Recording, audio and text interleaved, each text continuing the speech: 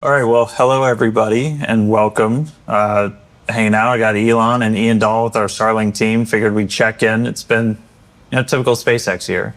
Launched a brand new vehicle, acquired XAI, now SpaceX AI, announced a Terra-sized chip building project, and so never a dull moment. Never a dull moment. Typical year.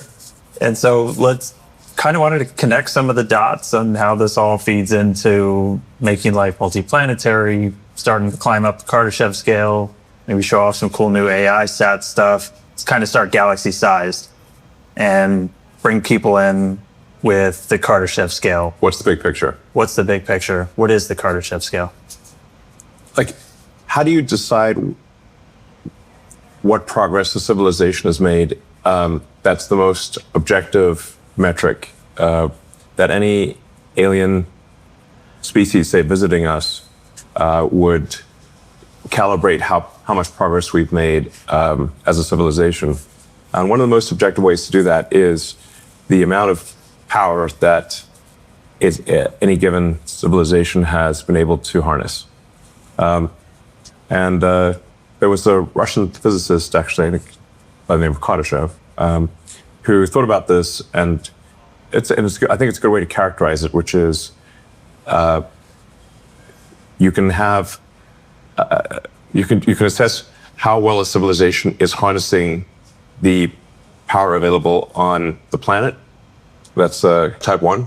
And then type 2 would be how much of the stars' power are you harnessing? And then type 3 would be how much of the galaxy's power are you harnessing? These are very objective and measurable numbers.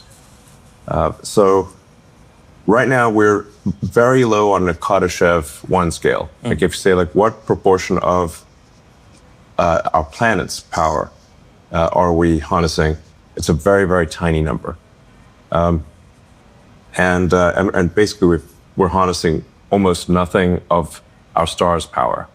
So the sun is truly an immense thing. It is difficult with words to characterize just how immense the sun is, but this gives you sort of a sense of scale. Yeah, it's a big difficulty jump going from level 1 to level 2. Very big difficulty jump, yes. And level 3, and we don't even know how to do level 3, really. We'll get there. Yeah, exactly. AI will figure it out, I suppose. One way to appreciate the size of the sun is to think about how heavy is the sun compared to all the rest of the mass in the solar system. So the sun is about 99.86% of all mass in the solar system. It's everything, and then of the remaining 0.14%, most of that is Jupiter, one planet. So we're still lightweight. Yes. The entire mass of Earth is in the tiny miscellaneous category. We're like Earth is a tiny dust mote compared to the sun. Well, but how much energy are we talking? Like coming from the sun, especially compared to what we're using here on Earth? Because it feels like... Yeah. The incident solar energy on the cross-section of the Earth is roughly a half billionth of the sun's power output. And the vast majority of that we cannot use because 70% of Earth is water. Yeah. Technically, our planet should be called water because it is 70% water, and I think an alien civilization visiting us would be like, why are they calling it Earth when it is mostly water? We're the Greenland's not green of the solar system. Yeah. A bunch of exactly, even we're 70% water. And then of the 30% that's land, a bunch of it is, Antarctica or, Siberia type of thing. Very northern Canada type of thing. Very difficult to, not places people typically want to live, and you're not going to get a lot of solar power at the poles. So the actual usable area of land where you can get solar power is quite small. Anyway, in order to ascend the Kardashev scale, or in order to get to any meaningful percentage of the sun's energy harnessed, you have to go to space. If you wanted to get to, say, a millionth of the power output of the sun, you would have to increase civilizational energy harnessed by much more than 1 million. So we currently use much less than a trillionth of the power output of the sun. And a trillion is a million times a million. So basically, we're basically practically nowhere on the sort of the Kardashev 2 scale, practically nowhere. So on Kardashev scale, we're still non-existent. Failing. We're not non-existent. registered. We're like not a. We're not even. Yeah. We're not registering. Not even a microsol. Yeah. No. And so to actually One microsol would be an epic achievement relative to where we are right now. something to aspire to. Yeah, that's our goal. And This is, I think, both simultaneously an incredibly adventurous goal relative to where we are, and yet not particularly adventurous as a percentage of the sun's energy to try to achieve power harness being 1/millionth of what the sun outputs. And so to actually start A microsol. Yeah. to actually start getting there, though, we're not just going to throw solar arrays in space, try to soak up a bunch of the sun. Like there has to be a need. Like you want to go up there and do something meaningful. And obviously, until this point in human history, like there hasn't really been a need. What has changed to make us think that like maybe now's the time to start trying to notch a percentage point or two? I mean, getting to 1% of the sun's energy. Maybe not a percent. Let's go like we'll move the decimal point back. So you're an extremely kick-ass civilization if you get to 1% of the sun's energy. And I'm like, wow, that civilization is going to be vastly more powerful than us, to say the least. Yeah. So in order to start to make some progress on the Kardashev scale, we need to launch satellites to orbit Earth and capture solar power. And that avoids the need to build massive power plants on Earth and deal with cooling, because cooling is actually much easier in space than it is on Earth. You can just radiate to the vacuum. And so what we're proposing here and what we intend to do is to try to climb the Kardashev scale to, be kind of like a respectable civilization. So when the aliens, hopefully there are aliens out there, and they maybe finally decide to talk to us, where we have some respectable amount of the sun's energy being used. Yeah. That's not like totally pathetic, which is the current situation. And so before we start sending data centers, sending all of this to space, there are some limiting factors that we got to get through that would traditionally make it so like this is almost impossible. Yeah, what does it take to scale? Yeah. So things it takes to scale are you need to have a large mass to orbit capability, which is what Starship will give us. That large mass, so you ultimately need to send millions of tons to orbit and beyond. And you need the power associated with that. So if you want to put 100 gigawatts or ultimately a terawatt into space from Earth, you will at some point need a terawatt of solar. And then you're going to need a terawatt of AI chips. So the three things you need are mass to orbit, a lot of solar power, and radiators, of course, and a lot of chips. All right, well, let's start ticking down the list. So mass to orbit, that's where Starship comes in. Yeah. We just had first flight of V3. It was awesome. I know you were there. It was crazy to see that rocket launch. Yeah. And like long time coming. What's Starship's kind of purpose of being? What is it going to be doing? Yeah, so Starship is going to revolutionize space, really. It's the first rocket design that is capable of full and rapid reusability.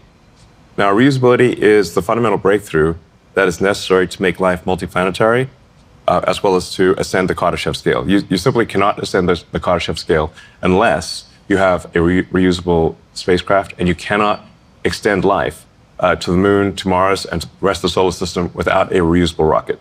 The cost is simply prohibitive. You can't make enough rockets. Yeah. Unless you can refly them.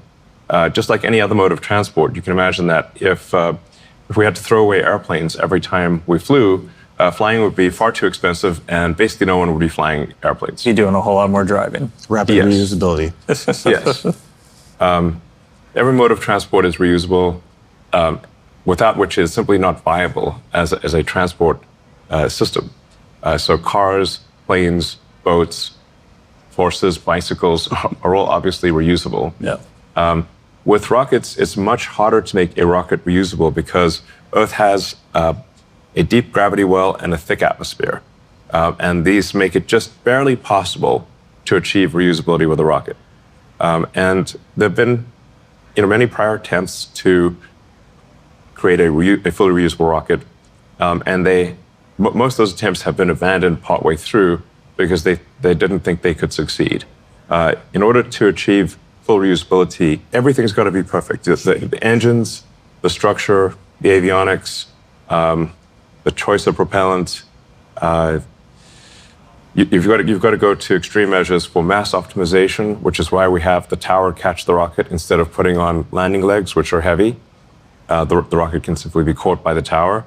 And we haven't achieved full reusability yet, but we do expect to achieve that hopefully later this year with Starship. And then you've got to achieve full reusability. Then you've got to go a step beyond that, which is make it rapidly reusable, such that the rocket lands, it gets caught by the tower, gets put back on the launch stand, and can be flown again without any refurbishment or laborious inspection, like an aircraft. Yeah. This is incredibly difficult. This is the first time that there's ever been a rocket where that is possible. That's what makes Starship so profound. I mean, it also happens to be the largest flying object ever made, the heaviest flying object ever made, the most powerful moving object of any kind. Starship V3 is more than double the thrust of the Saturn V moon rocket. By version 4, we'll be pretty much 3 times the thrust of a Saturn V moon rocket. And we expect Starship to be flying more than once per hour down the road. One of the fun facts from Flight 12, that was actually the heaviest payload SpaceX has ever flown.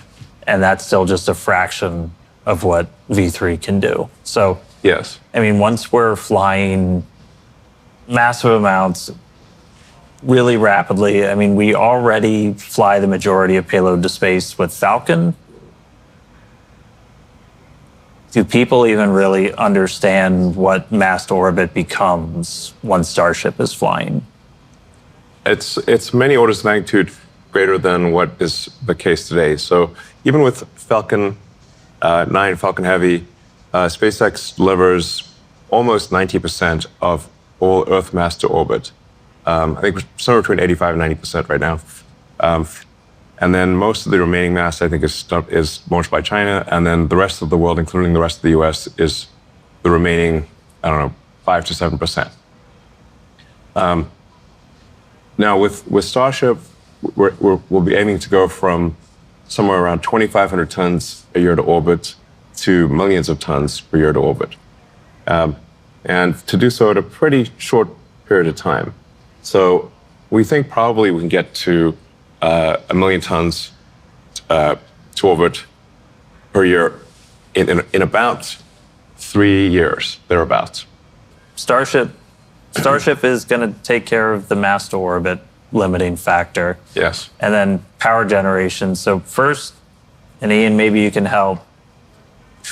People probably struggle to visualize a little bit when you say like data center in space. Like we're not going to slap engines on a building and fly it up there. Like these actually look like pretty different.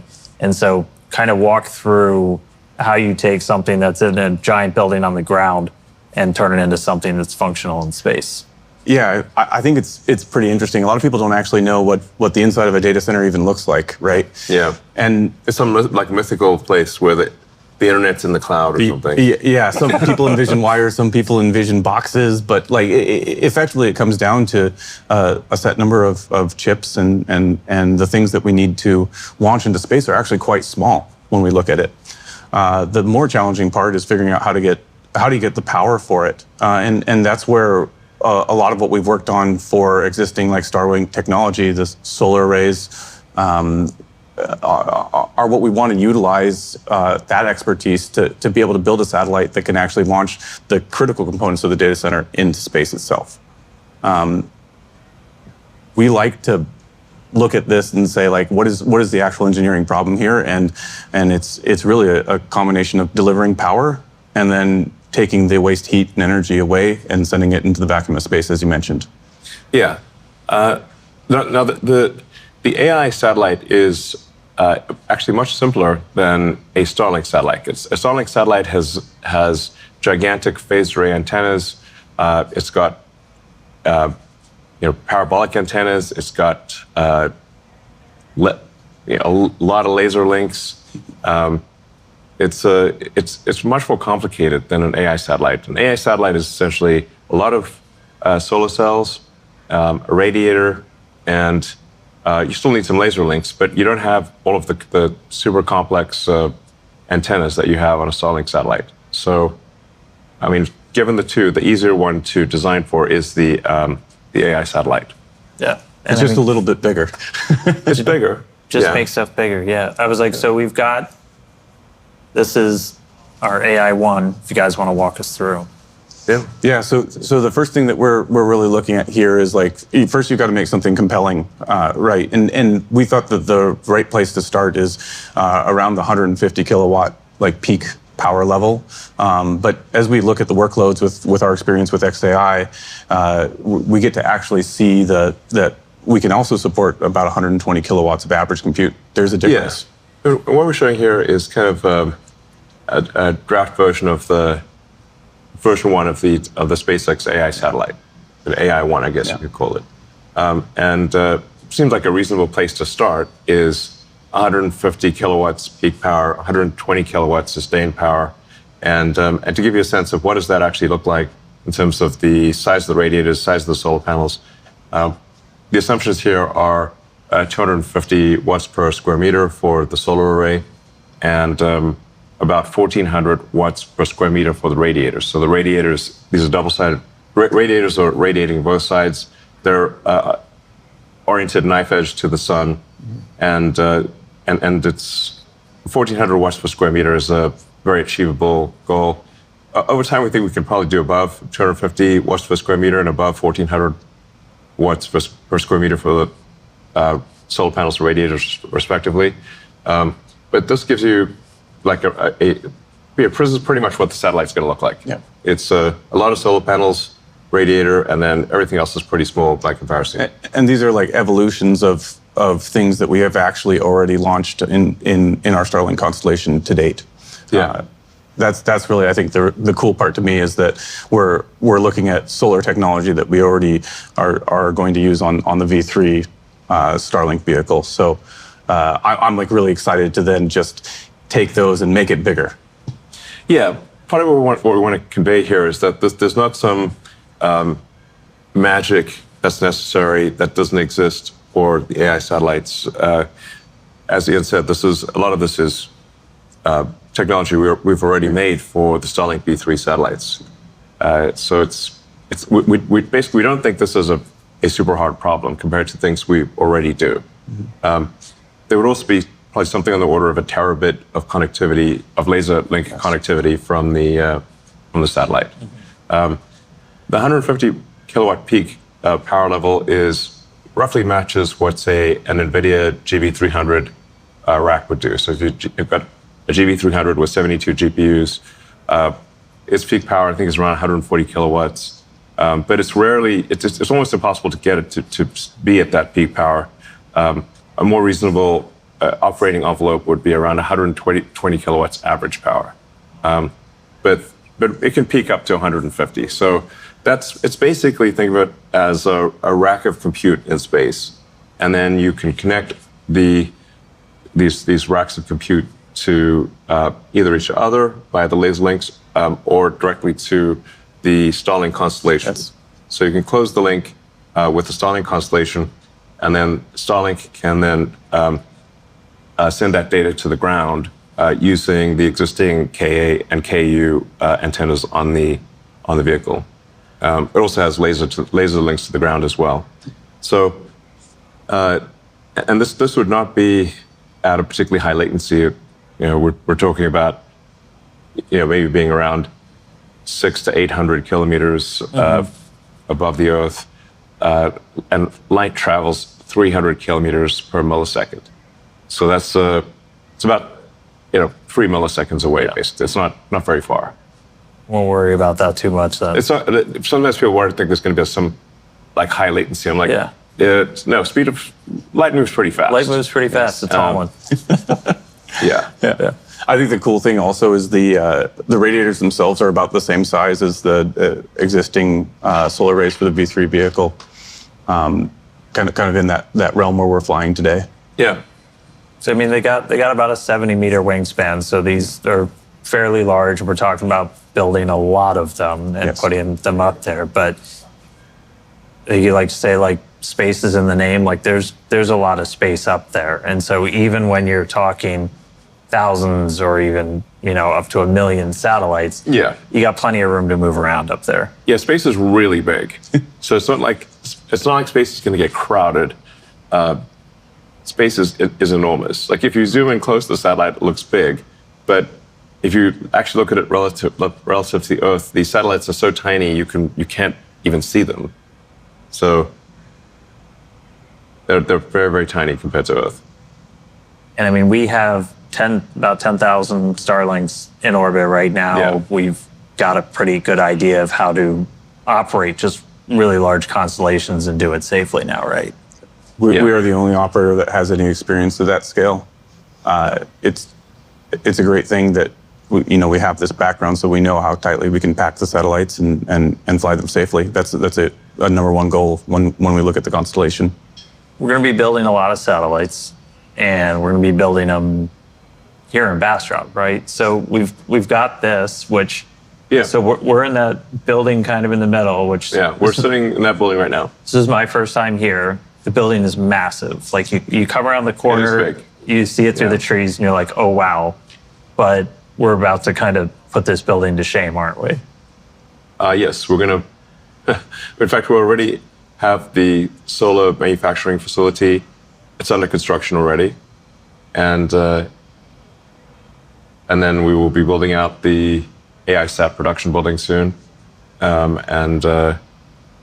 we expect to have the AI sat production, the solar production, and all of that operating at some reasonable volume by the end of next year. So if anybody wants to work on AI satellites, this is kind of going to become the hub of that. We're also, like right behind us, the machines are humming. We're still making all of our user terminals for Starlink here. Yeah. That's not going anywhere. In fact, we're turning on new production lines for new units, right? Yes. In fact, these are the new Starlink terminals, which we made in much higher volume than the current terminals. Ultimately, we think there's probably going to be a few 100 million Starlink terminals out there, and then the Starlink direct-to-cell constellation will connect directly to people's cell phones and enable high bandwidth communication directly from your phone to space. All right, we're 2 limiting factors down. We've got mass to orbit, got putting solar, and a few third one's chips.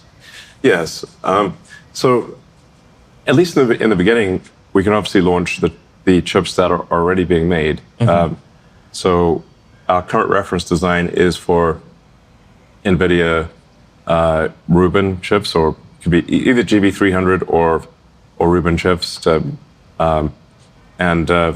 we'll also have a reference design for TPUs, and essentially you can put any existing chips into orbit.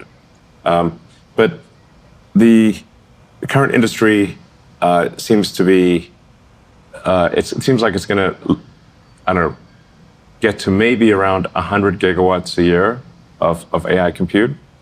But that doesn't answer the question of, well, how do you get to a terawatt? That's why you need the terafab. Always looking a step bigger. Yeah. Yeah, in order to get to the next order of magnitude, you need a gigantic chip factory.